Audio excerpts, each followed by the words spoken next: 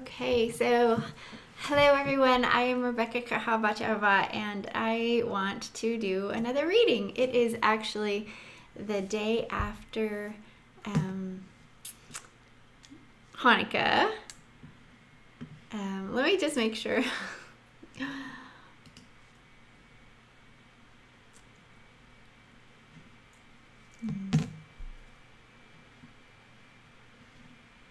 Yay! Okay. So I believe it is.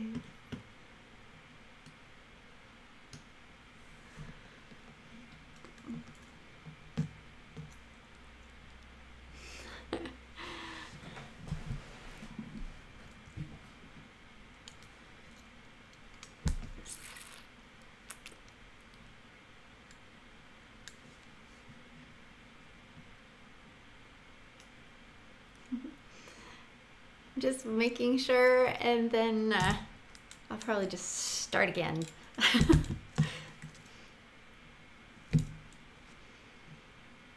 funny, I thought I could see it on there. See, I was trying something new. Okay, it is going wonderful.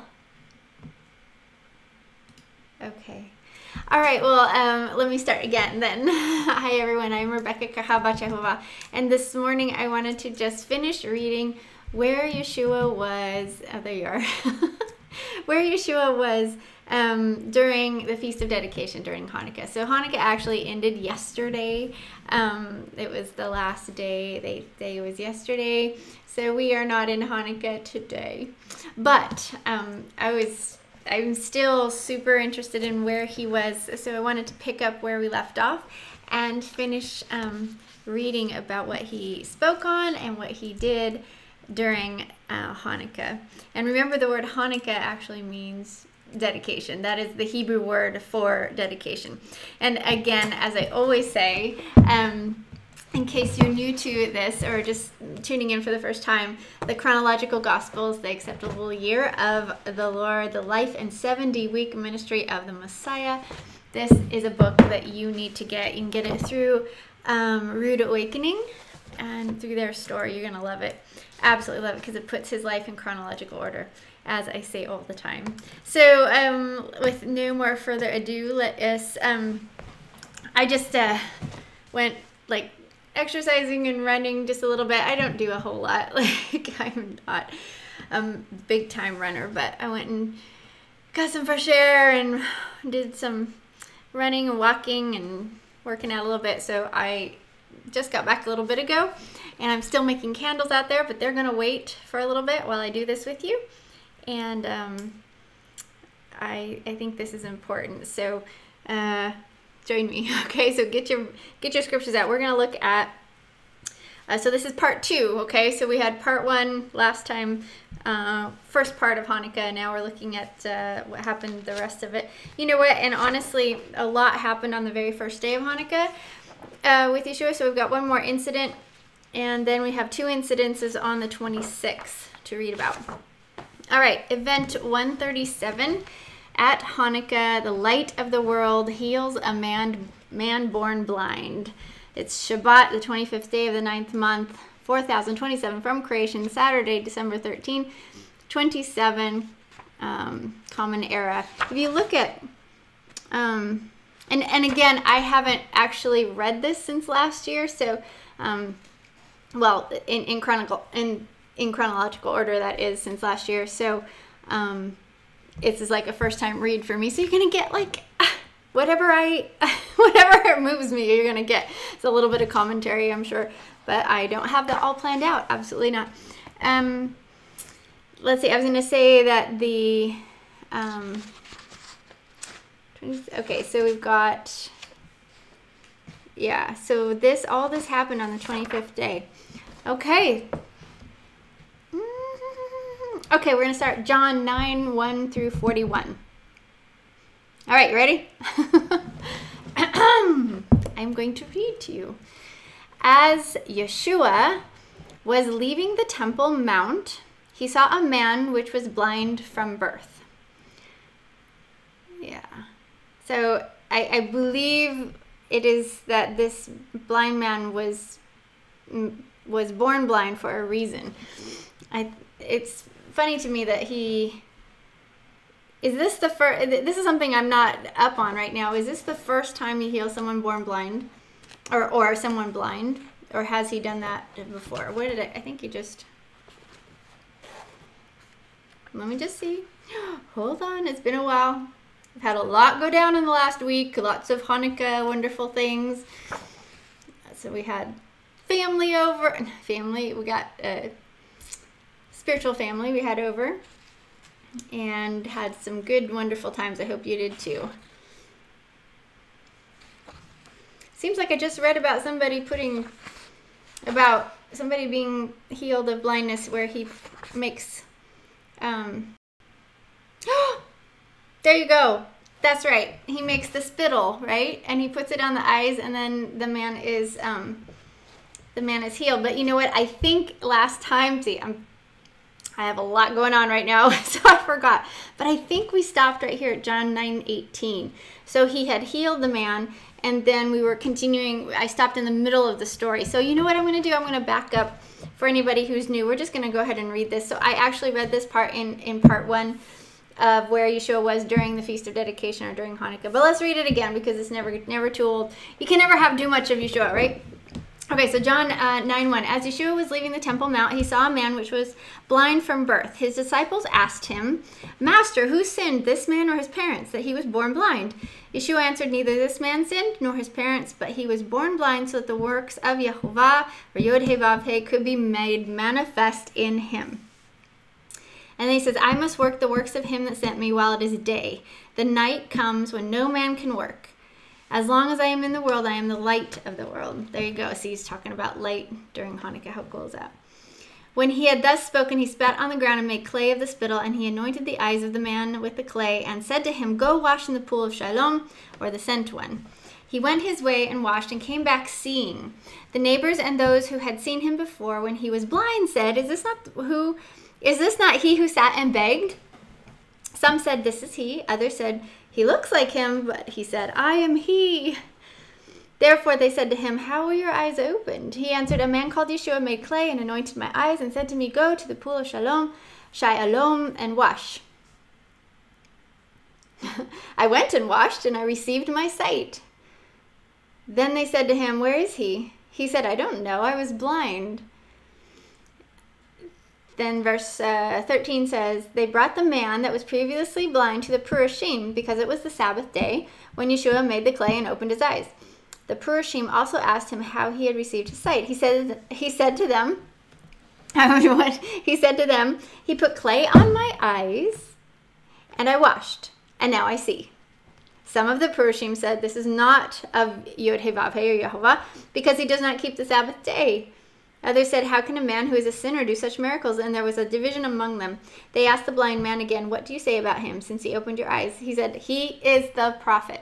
Okay, so I kind of gave my little ramble on that part of the story in part 1, so you can watch that if you want. But I want to continue on into John 9:18. So this is, where was that?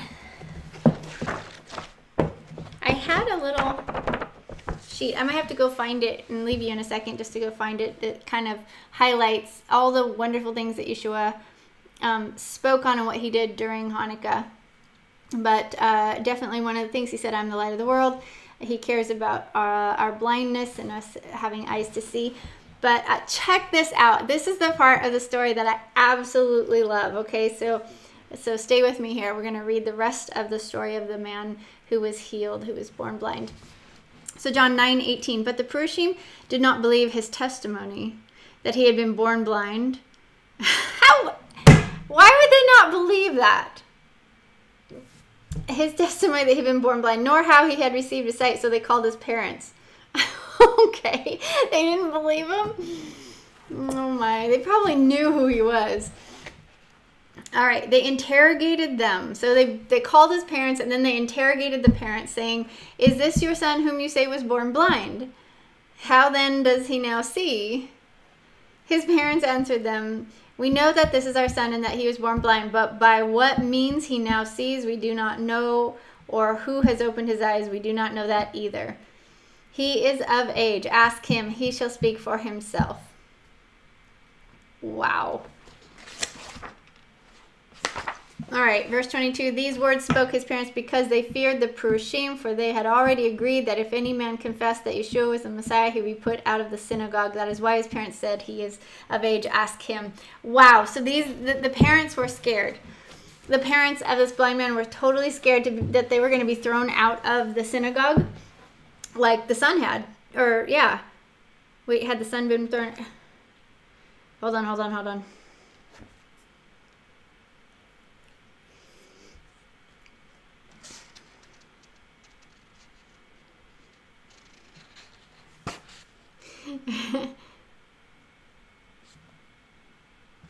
Anyway,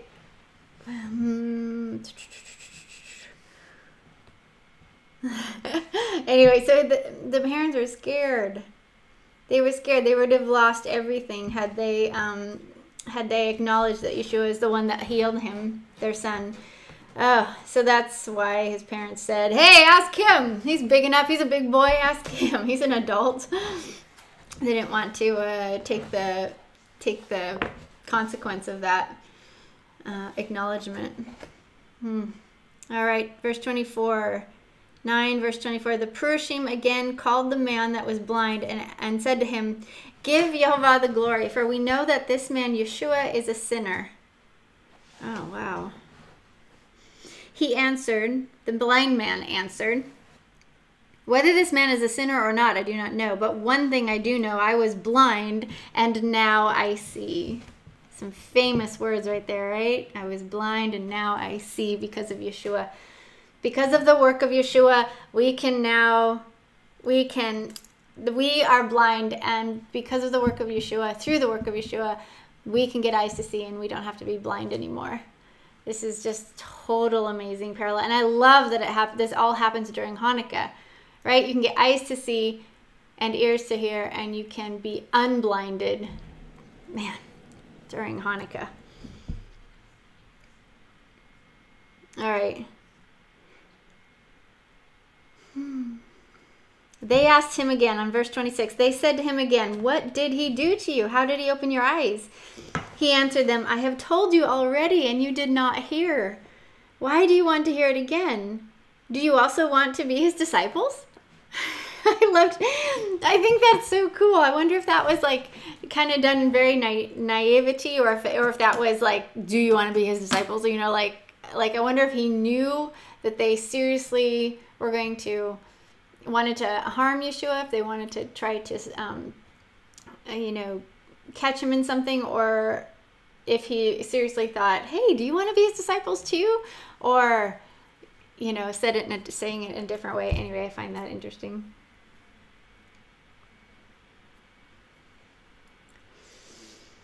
Then they reviled him.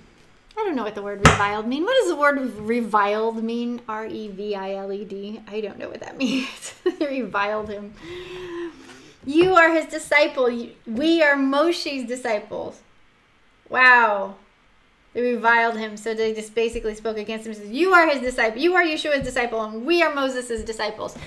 Okay, people. Okay, so can you be Moses' disciple and Yeshua's disciple? Big question. Big question, I think. Let's read on, and then I will maybe comment further. We are Moses' or Moshe's disciples, and you are his disciple. Okay, in verse 29, we know that the Holy One spoke to Moshe, but as for this fellow, we do not know from whence he comes. The man replied, oh, why, this is a marvelous thing that you do not know where he is coming from, and yet he has opened my eyes. Why? This is a marvelous thing that you do not know where he is coming from, and yet he has opened my eyes. It's a little bit of a tricky sentence. It's not, I don't like the way that sentence is phrased for sure, or how do you say that? Constructed, built? How that sentence is built is no good, but it might make, really good sense in Hebrew, which of course, let's see, what are we in? We're in John. They have found all 4 Gospels, by the way, in Hebrew. written in Hebrew originally. So as far as I know, okay, we knew that Matthew was found in Hebrew, the Hebrew Shem Tov Hebrew Matthew Gospel. We found that. Not that I have seen it or anything like that, but learning from Nehemiah Gordon, from Keith Johnson, from Michael Rood, and from others, that they have found, now they have found all 4 Gospels that were originally written in Hebrew. They were not written originally in Aramaic. So, some of this stuff probably makes a whole lot more sense in the original. All right, let's see. It's a marvelous thing that you do not know where he's coming from, and yet he opens my eyes. So what a wonderful comeback. And we know that the Holy One, this is the Purushim saying, we know that the Holy One spoke to Moshe. But as for this fellow, we do not know from whence he comes. Interesting. I just have to stop there for a second, because we know the Holy One, we know that Yehovah spoke to Moshe. Okay, so they knew that Yehovah had spoken to Moses not because they had been there, but because of the Torah and because of what was written down about the account, correct? So, but interesting that when Yeshua actually comes out of the water when he is mikvahd, I told you my head rambled when I read, right? But when Yeshua came out of the water when he was mikvahd, the first day of his ministry, when he starts his ministry and he mikvahs there with Yohanan ben Zechariah, and the heavens open, and Yehovah speaks down his complete and utter joy and blessing over his son. This is my son in whom I am well pleased. You remember? I mean, that was audible for everyone in that area to hear it. And I bet you anything there were a lot of Purushim around, just because they were messing in Yohanan's life as well. So like, they heard it. They had to have heard that from heaven. So they actually heard him, Yehovah, the Holy One of Israel, speak down to his son and bless his son. They never ever actually heard Yehovah speak to Moses. I just find that interesting. They are such liars. They're religious people, and they're liars because Yeshua was messing with their agenda. And that's where we have to be so careful when we deal with religious people and religious leaders and religious institutions and the religious spirit. Just, you have to just run from it, get away, rebuke it, go forward with power, or just turn around and turn your back to it, because it's full of lies, absolutely full of lies. So it's interesting, because he's like, the blind man's like, what? How else could I see except for it was unless it be through the power of YHVH Elohim through this man, Yeshua. And yet the Purushim were blinder than a bat. Blinder than a bat. Wow. Okay, let's keep going. Now we know, okay, verse 31. Now we know that the Almighty does not hear sinners, but if any man be a worshiper of him and does his will, he does hear him. So let's see, it is the blind man, or the once blind man, now seeing man, he's speaking. So he said, what? This is a marvelous thing that you do not know where he's coming from, yet he's opened my eyes. Now, and he's continuing to speak, now we know that the Almighty does not hear sinners, but if any man be a worshiper of him and does his will, he does hear him. Since the world began, it has never been heard that any man opened the eyes of one that was born blind. If this man were not of Yehovah, he could do nothing.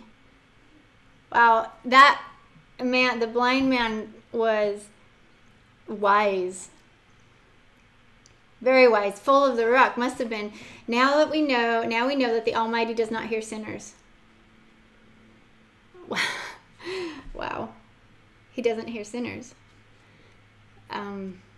Wow. Just, can I say wow?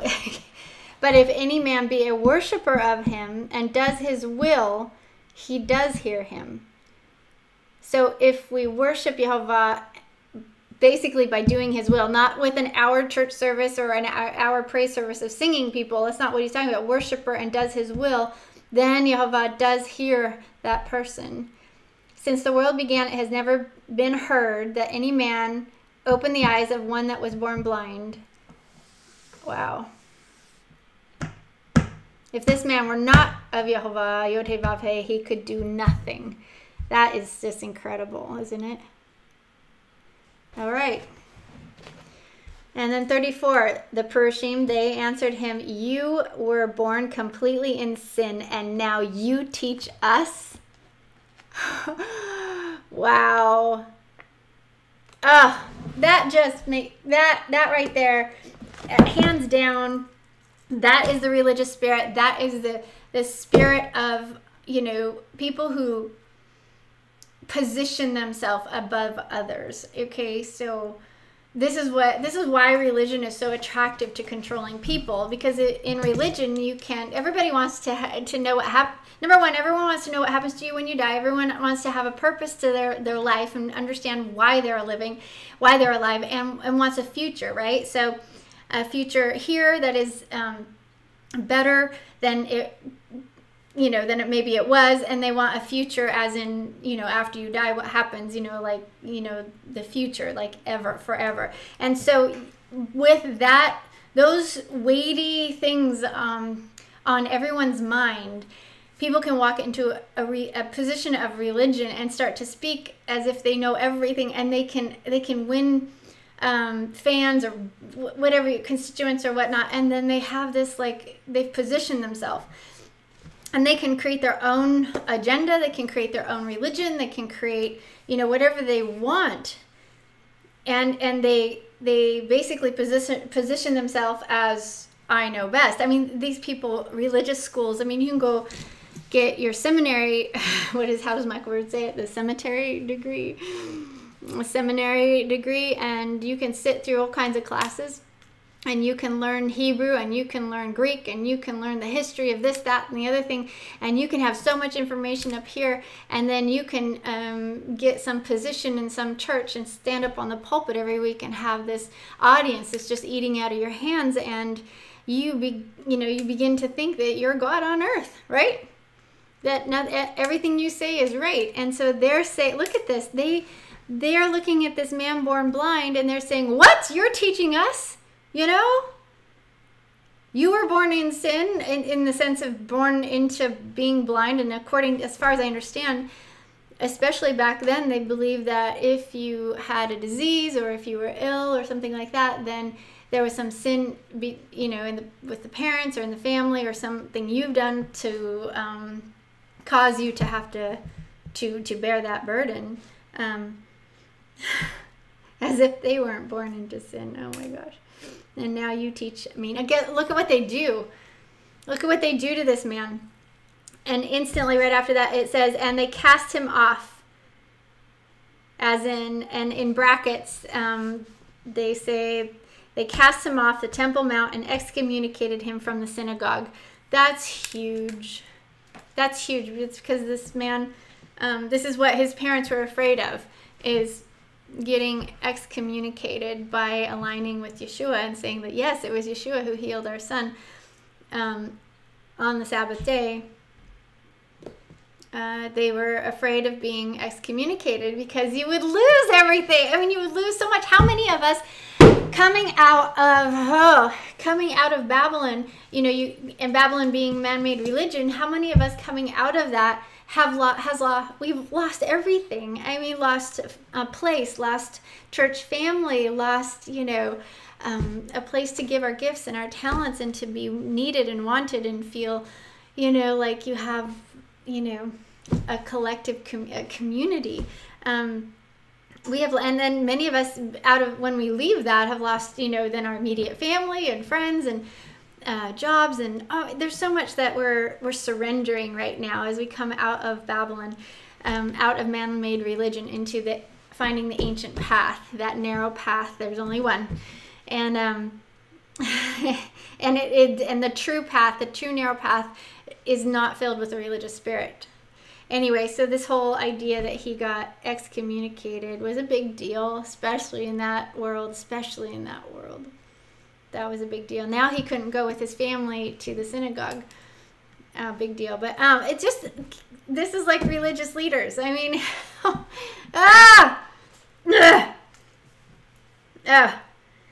The blindness of religious leaders, the blindness. Blind. Okay, but remember, this is all spoken during Hanukkah, the Feast of Dedication, the Festival of Lights. It's just, the connections are insane. Okay, let's keep reading. All right, verse 34. So we're in John 9:35. Sorry. Yeshua heard that they had cast him out, and so he went and found him. Did you catch that? He said to him, do you believe in the Son of Yehovah? Okay, first, I'm sorry, but this is John 9, what is that, 35? Yeah. That is like the most powerful verse in this whole entire story, I think. And do you know why I think that? Because here is Yeshua. He said, Yeshua heard that they had cast him out, and so he went and found him. Is that not amazing? I mean, just to unpack that for a minute, just sit with that Yeshua, who he had his disciples all around him. He probably had lots and lots of people following him still. I mean, thousands of people followed him. He was, like a celebrity for a time. But he stopped everything he was doing when he heard that this man who he had just healed had been thrown out of the synagogue and interrogated and everything. He went and found him. Okay, so that's Yeshua caring about the heart. Yeshua cared about this man. Like literally, like he cared about his heart. He went after him. This is a good friend. This is what makes a good friend. A good friend will take care of your heart. I say this in the ladies group, One of the things that I have learned is that a friend, to find out if somebody is going to be a good friend, you got to find out how they take care of your heart in the middle of differences or crises. Sorry. So how they treat your heart during a hard time, during a crisis, during a matter of differences of opinion or beliefs or something like that, how they handle your heart is huge. Do they come after you? Do they come after you? If you're hurt and you're gonna, and you're gonna get hurt, and sometimes people are gonna come for you, and that person who hurt you is gonna come for you, and sometimes they're not. And when they don't come for you, that hurts even more, right? So Yeshua is actually going after this man. It wasn't Yeshua who hurt this man. Yeshua knew that somebody else had hurt him, and he went out of his way to find this man, give him a hug, and then talk to him. And I'm going to read what he talks about with the man in just a second. But I find that stunning, and I find it absolutely stunning that it happened. This whole thing happened during Hanukkah, because the Feast of Dedication is all about your heart. Your heart being the temple, your body the temple of Yehovah, and then rededicating your heart back to its original purpose.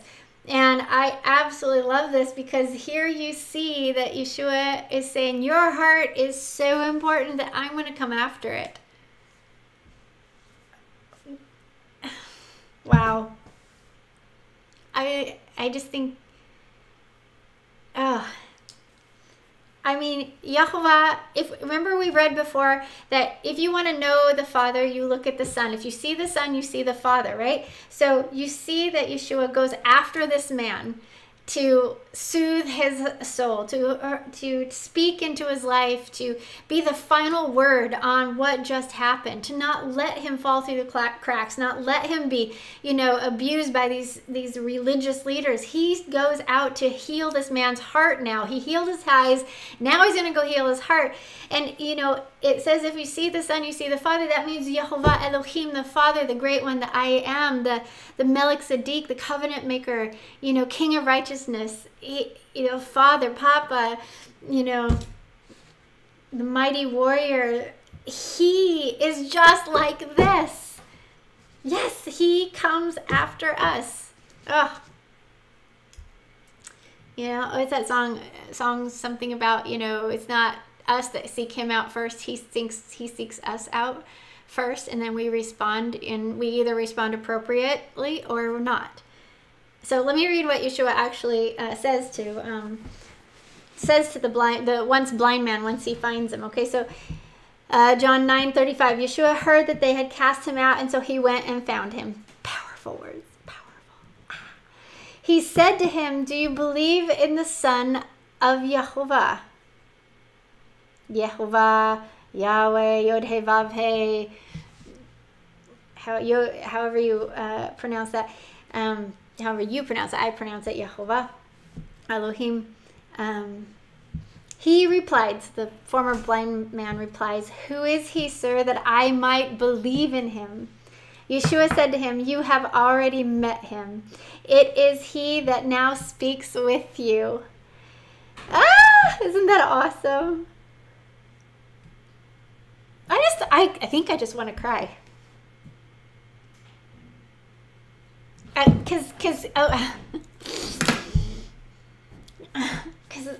Oh man.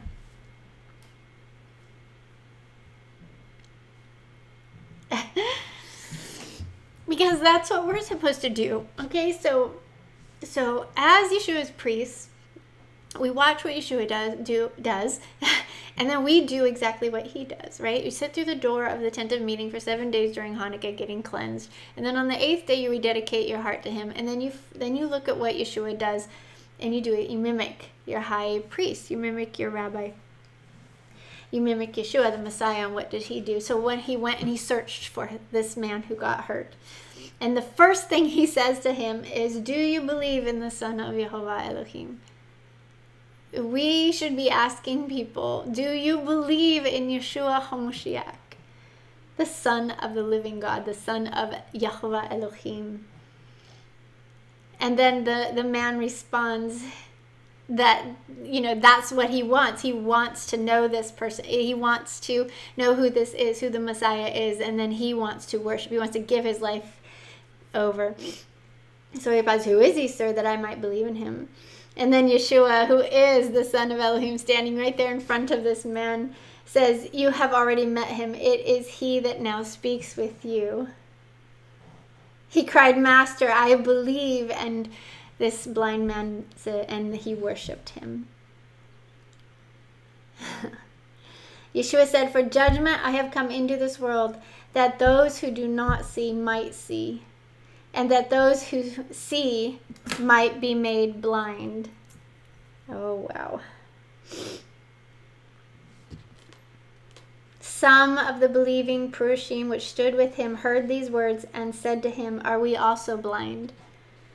Yeshua said to them, if you were blind, you would not be as chargeable, but because you say you see, you bear full responsibility for your sin.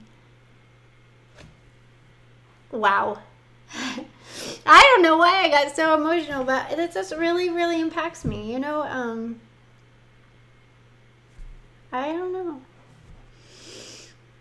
If we all just lived like that, if we all were doing what Yeshua did, this world would be in such a different space, a different situation.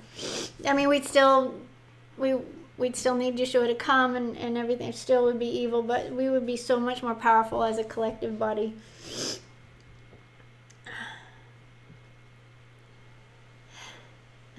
So Yeshua reveals himself to this blind man.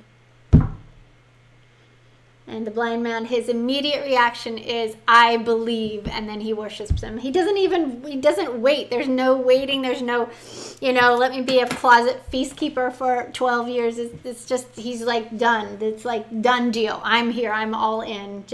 I'm all in. I worship you.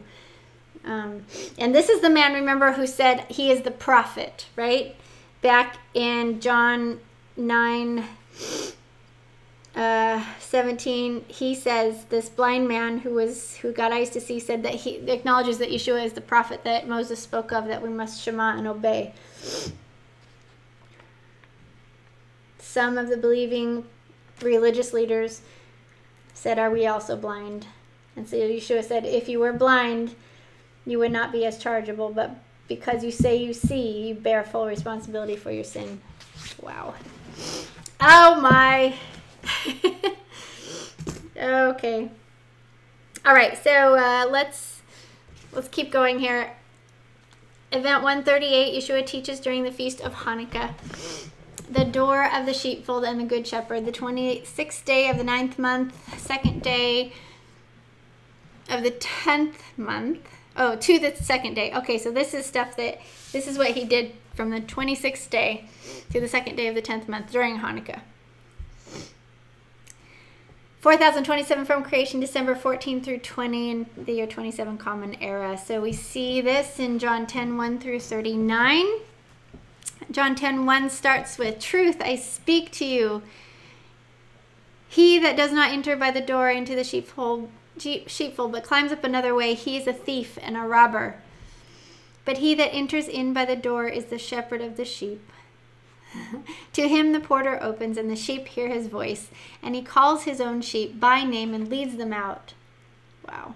When he leads his own sheep, he goes before them, and the sheep follow him, for they know his voice.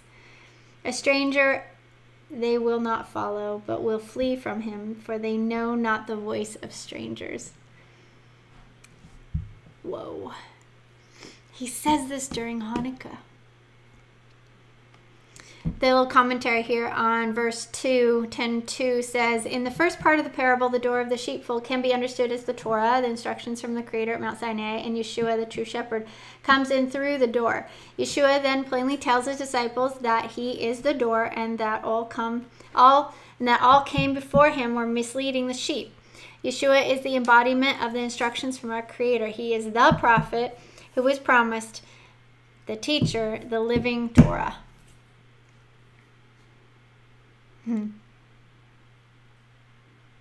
All right, let's keep reading. John 10:6. This parable Yeshua spoke to them, but they did not understand the things that he spoke to them. Then Yeshua said to them again, truth I speak to you. I am the door of the sheepfold. All those who came before me are thieves and robbers, but the sheep did not hear them. I am the door. If any man enter in through me, he shall be saved, and shall go in and out and find pasture. The thief comes not, but to kill, steal, and destroy.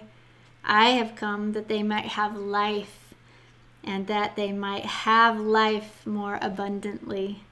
Oh, I love it. I am the good shepherd. The good shepherd gives his life for the sheep. He that is a hireling and not the shepherd, one who does not own the sheep, sees the wolf coming, flees, and leaves the sheep. The wolf catches them and scatters the sheep.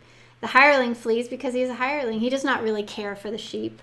I am the good shepherd, and I know my sheep, and I am known by mine. In other words, the sheep know him too. As the Father knows me, even so I know the Father, and I lay down my life for the sheep. I have other sheep that are not of this fold. I must also bring them, and they shall hear my voice. There shall be one fold and one shepherd. My Father loves me, and I lay down my life because I will take it up again. No man takes it from me, but I lay it down by myself. I have power to lay it down, and I have power to take it up again. This promise have I received from my Father. Oh, wow, there's so much here to you could just sit and just soak in that for a very long time.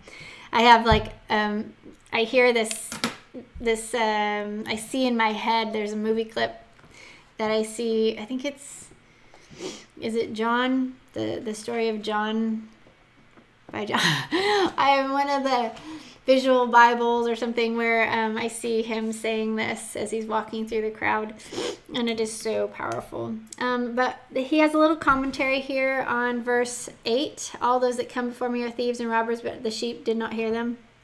It says, these are the religious leaders who invent their own rules and regulations to enslave and manipulate the flock for easy fleecing. Oh, man. Get me started on that. Oh, if you're giving your money to a church system, to a religion, then you're propagating that religion, okay? And they're fleecing you. Your tithe money, your offerings are supposed to be spent in another way. And I have another video on that if you want to watch it. But the Torah is very clear about what we are to spend our tithes and our offerings on. And it is not to build churches on every street corner that teach sloppy grace and all kinds of other things that are not going to get people to the happily ever after. In fact, they're going to take them the other way. All right. So much here. Did you notice that this is during Hanukkah that he's talking about this? And so when you look at what Yeshua does and what he speaks of during the feasts and festivals as you're walking through the chronological gospels here, and you look and you say, how is he interpreting this feast by what he did and what he spoke on? So there's so many things in here, layers that totally correlate with Hanukkah. But one of the things that I just want to point out here is that he says during Hanukkah, he says this during Hanukkah, that his sheep will hear his voice. Okay, so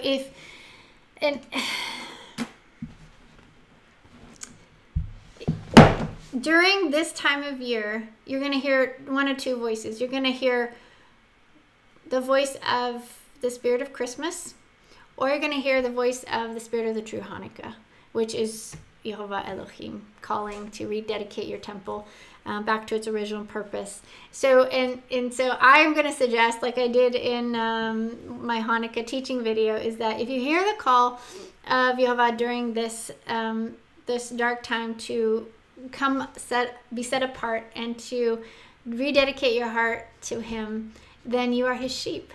And if you do not hear his voice calling you out of the Christmas chaos and pagan sun god worship, then you're not his sheep. It's very clear. I'm not the one saying it. He is the one saying it. He actually says there are good sheep and bad sheep.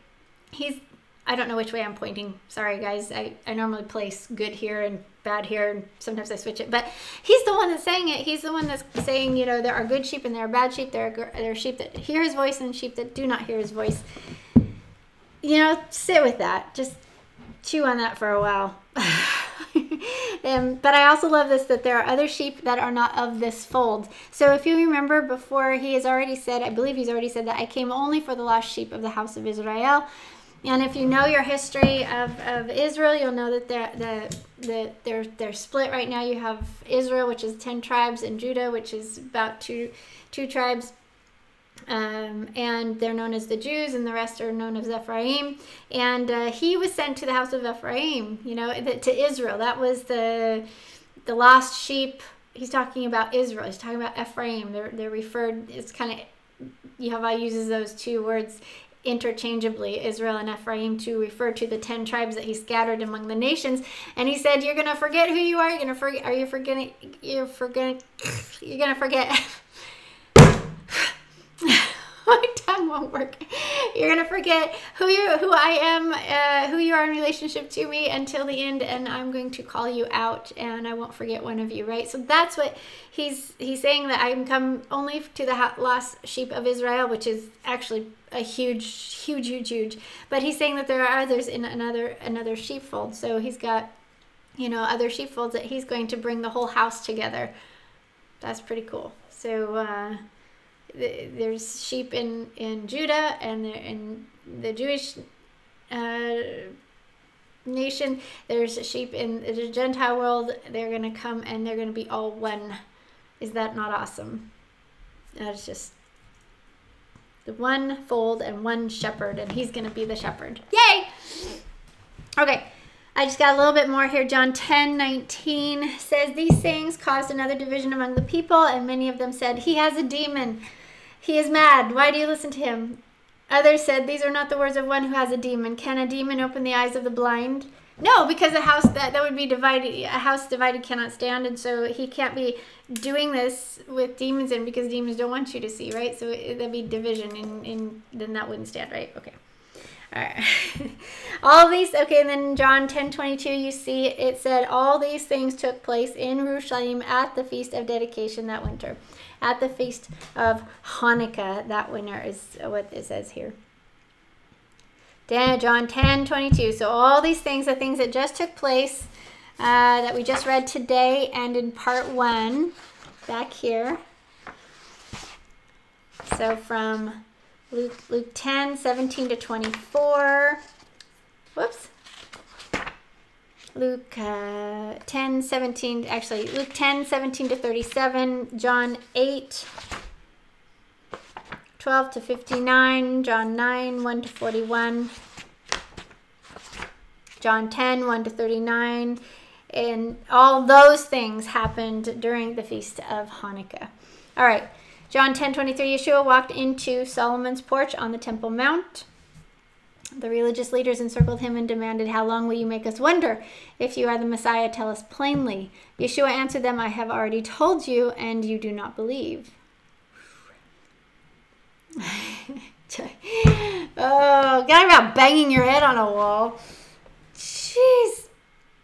Why didn't they just leave him alone? Why did they have to, like, hound him like this?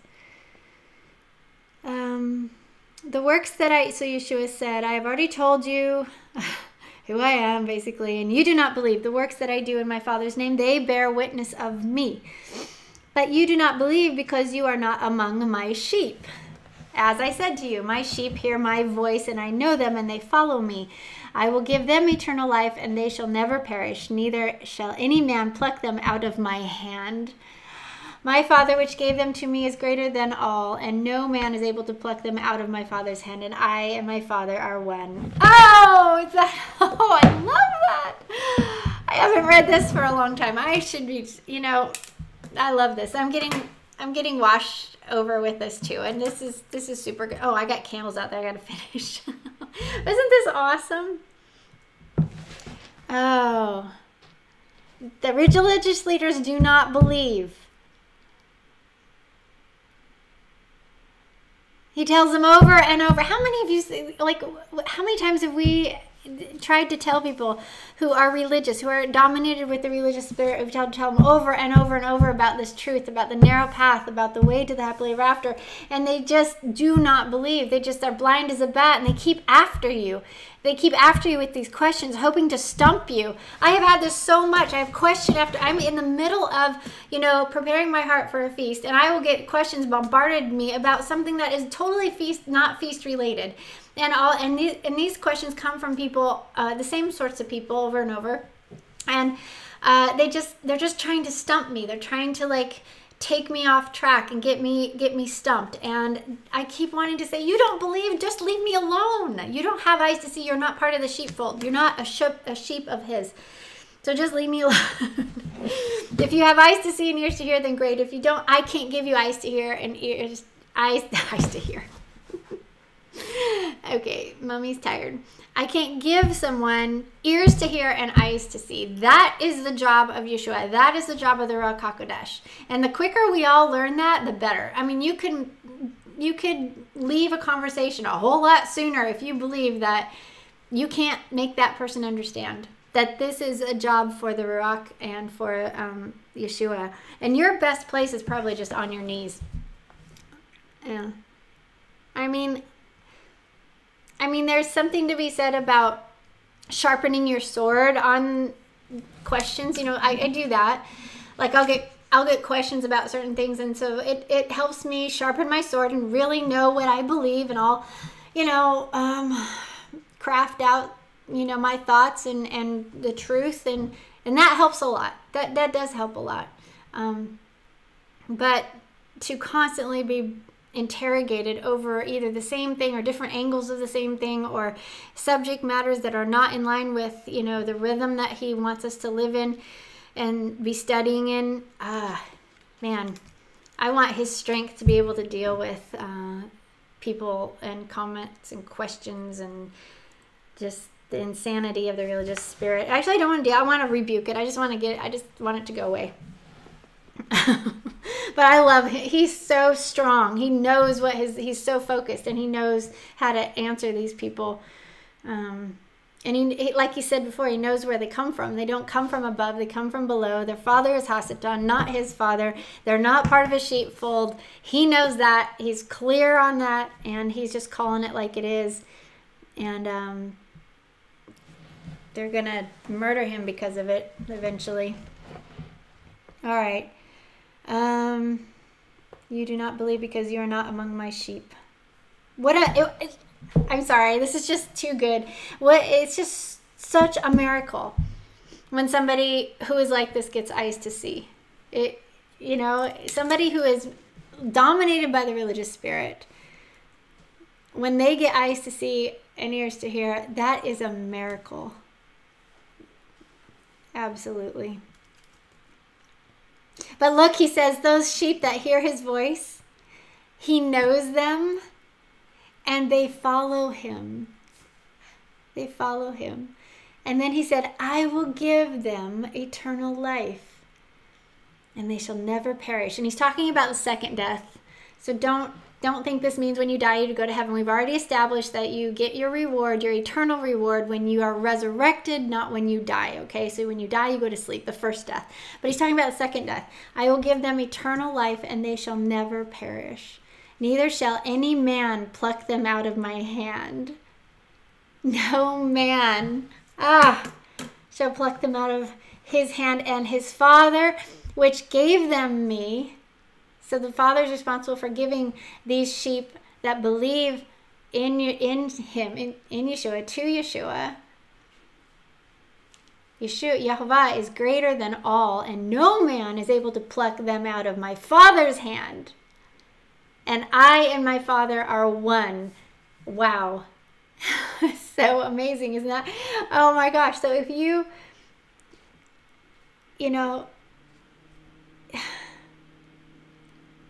this is why I say, my dreams and everything that I desire is safe in Papa's pocket. My life is safe in his hands because I know that no one can pluck me out of his hand. No one can take away that reward, And,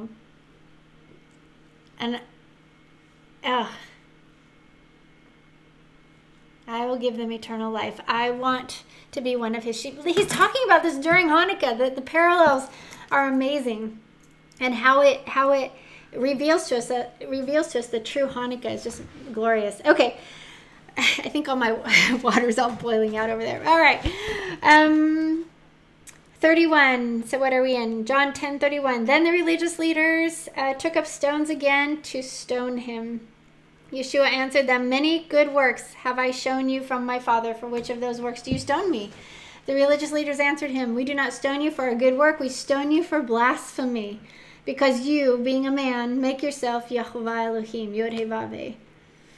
Yeshua answered them, it is written in the Torah, you are Elohim. If he called them Elohim, to whom the word of Yehovah came, and the scripture cannot be in error, how do you say of him who the Father has sanctified and sent into the world?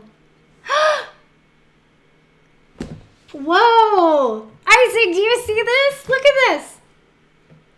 Whom the Father has sanctified and sent into the world. Okay, that is so cool because we say that, that Yehovah Elohim sanctified Hanukkah because he sent Yeshua as the seed into Miriam on the 8th day of Hanukkah. So look at that right here. To whom the Father has sanctified and sent into the world. So he sanctifies Yeshua, sends him into the world, the light into the world on the 8th day of Hanukkah to reside in the womb of Miriam, to be born later the next year during Sukkot. But he sanctifies, Yehovah Elohim sanctifies the Feast of Dedication and says, this is an important festival for you because I'm sanctifying it by sending my son on the 8th day. Okay, now I just kind of... All right, let's go back and what he all said. 34. Yeshua answered them, it is written in the Torah, you are Elohim. If he called them Elohim, to whom the word of Yehovah came, then the scripture cannot be in error. How do you say of him whom the Father has sanctified and sent into the world, you blaspheme, because I said I am the son of Yehovah Elohim? If I do not do the works of my Father, do not believe me. But if I do the works of my Father, though you do not believe in me, believe the works, that you may know and believe that the Father is in me and I in him. Then they tried to take him again, but he escaped out of their hand. Wow. So he does the works of the Father, and you can believe in him because he does the works of the Father. And know that the Father is in him and I am in him. And that's just so cool because he wants to, he's the bread of life, right? So we get to eat of him. Eating of him means we get him inside of us. Oh, that means if he's in the Father and the Father's in him, then when we eat of Yeshua, we actually are eating of the Father as well. Super awesome. But look, which means we can be perfect like our Father in heaven is perfect. Okay. Well, you know what I mean. Okay, don't go off. Don't send me a ton of email over that. Okay, I just wanted to hit on this just for a second. It says, we do not stone you for a good work, we stone you for blasphemy, because you, being a man, make yourself Elohim, or Yahovah, sorry, Yod-He-Vav-He. And then he says, it's written in the Torah, you are Elohim. I just want to make it clear that there are two. There are two here. There's a Father and a Son. Yeshua is not Yahovah Elohim. Okay, there's two. There's two that passed through the pieces back with Abraham in that covenant in Genesis 15. It was the lighted lamp and the flaming torch. Burning furnace and the lighted lamp. Sorry, or flaming torch, however the translations say. But there's two things that go through there, and it's not just one, and it's two. We can see clearly throughout the scriptures that there are two. Yeshua himself is getting, mikvahd, and then a voice from heaven calls down and says, "This is my beloved Son in whom I'm well pleased." You can't have Yeshua saying that to himself in two different places, So my point is here is that he is Elohim. Elohim is a plural form of the singular El. El is meaning God. So then you have Elohim, which is multiple. And it says in the scriptures, let us make a man in our image. Let us. There's the three. It is very, very clear in the scriptures. There is a Father, there is a Son, and there is a Ruach HaKodesh. And don't get me started on the Ruach HaKodesh right now. But basically, the Ruach HaKodesh is feminine in form. You have a family in heaven as referred to in the scriptures. All right. One more event real quickly, and then I've got to go finish my candles. Event 139 on page 169 in your chronological Gospels. Yeshua has supper in the home of Lazarus, Miriam, and Martha in Bethany during the week of Hanukkah, 26th day of the 9th month, 2nd day of the 10th month, 4027 from creation. Awesome. December 14 through 20 again, the year 27 common era. Luke 10:38-42 says, when Yeshua entered into Bethany, a woman named Martha received him into her house. She had a sister named Miriam who sat at Yeshua's feet and listened to his message. But Martha was cumbered with much serving, and she came to Yeshua and said, "Master, do you not care that my sister has left me to serve all alone? Please tell her to help me." Oh my. Yeshua answered and said to her, "Martha, you are so worried and troubled about so many relatively insignificant things. Only one thing is really important right now, and Miriam has chosen the better thing, and you cannot take that away from her." Wow. And there ends where he was during Hanukkah. Isn't that awesome? He's actually, I think this is again looking at the heart. He's like making sure that, Martha understands and Miriam understands that Miriam has chosen the better path, to sit at his feet and learn, to absorb everything he's saying, to be so just into him that she's obsessed with him, and she's not interested in doing the meaningfully insignificant things. She's eating the bread of life right there. Martha's in the kitchen making bread, and Miriam is actually in the living room, if you per se, in the great room, at his feet, eating of the bread of life. Yeah. During Hanukkah. So I know that I had a little overview of all the different things that Yeshua spoke of and did during Hanukkah, things that he pointed out through what he did and through what he spoke on. And I think there was, in the part one, I had a little list and I mentioned it. I think here I think the things that were added in this last part two was the fact that he cares about the heart. He came after the blind man's heart. He obviously cares about Miriam's heart and about eating of the true bread of life, and seeking him with all your heart. I mean, we've covered so much that I know that you can mine the depths of what Yeshua did and what he spoke on forever, and we will in eternity to come. So, and definitely the sheepfold during Hanukkah, those that hear his voice during this time to come celebrate Hanukkah, to rededicate their heart, to cleanse their hearts and get rededicated to him. Those are the people that are his sheep. Okay, did you hear me? If, he's talking about hearing him. He's talking about the sheep that hear him during this festival of dedication. So if you hear him during this festival of dedication, and you hear him call you out, you hear him say, come out, celebrate Hanukkah, I want you to rededicate your heart to me, then you are his sheep. And if you don't hear him, then you're not. Then you're not. And you can go do what you want to do. But those who are his sheep, oh, you have great things waiting for you. You have fabulous, remember what he says? He says he's going to give, I will give them eternal life. Yeah, and you will never perish, and no one will pluck you out of his hand, right? And then never perish. Oh, I can totally see never dying. Like, I can see continuing to live forever and ever. I mean, but I cannot understand never having a beginning. So that part, Elohim always been and always will be. I understand that always will be, but I don't necessarily understand that, never had a birthday, never was born. So anyway, thank you for watching. I know it's been a little long. I've got candles over there that I got to get finished, and we will see you again sometime for whenever I feel the urge to read to you. We're gonna now leave the story of Hanukkah and the time of Hanukkah, and we're gonna go towards Purim, which is next, which is an amazing festival as well. So yeah,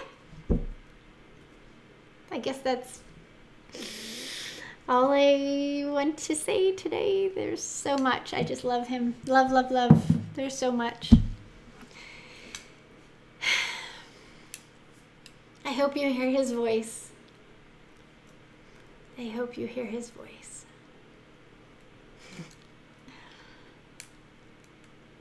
Because if you don't, this is all you get.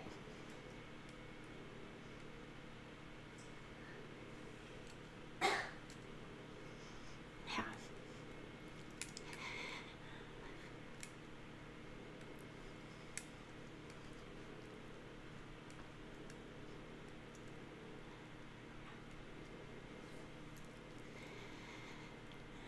This isn't a game. No. A game.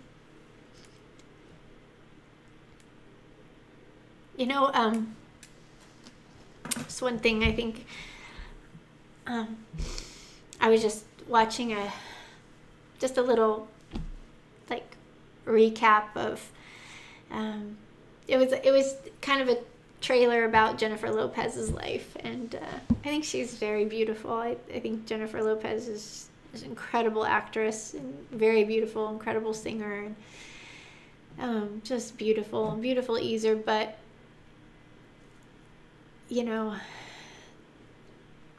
she's and many people have spent their talents and their gifts and their callings, their gifts and their talents that the Creator has given them, and they've used that to not seek out his kingdom, to not help get people off the Titanic and onto the lifeboats.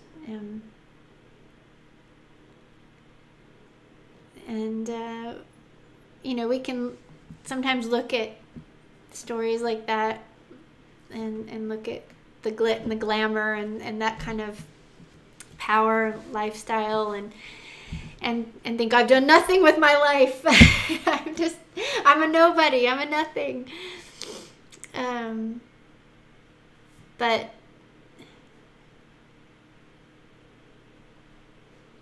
where our treasure is, or where our heart is, there our treasure is.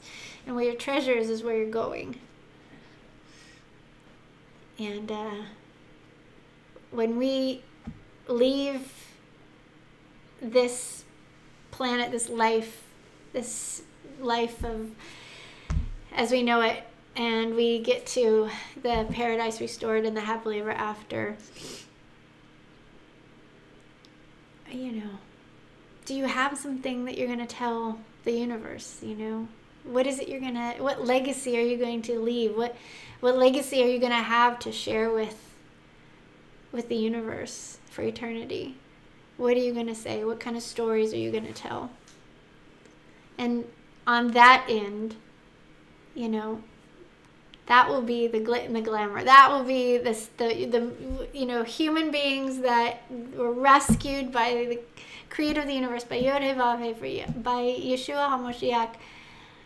You're going to be movie stars, per se, you know, to the rest of the universe, to the angelic beings, in the sense of, tell me, what was it like? Tell me what the hope was that lay within you while you lived through that, you know.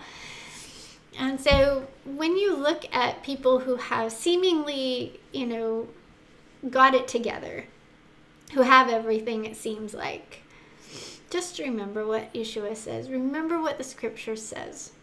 Okay, you're going to lay your life down. You're good as dead anyway, because you were born into sin, and you're going to just, if there was no rescue made available, you would be dead. Anyway, for you know, for eternity, you wouldn't have life ever after, because you're dead anyway. You've died to him, and you're going to raise him, and you're going to live for him, and live for him alone. You're not going to live for yourself. And